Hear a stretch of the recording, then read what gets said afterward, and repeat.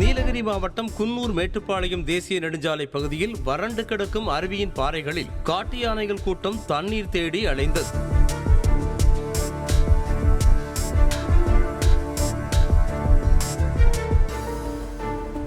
பாறை இடுக்குகளுக்கிடையே தேங்கி கிடந்த தண்ணீரை உறிஞ்சி உடல் மீது தெளித்துக் கொண்ட யானைகள் அங்கிருந்த இலை தழைகளை பறித்து தின்றன.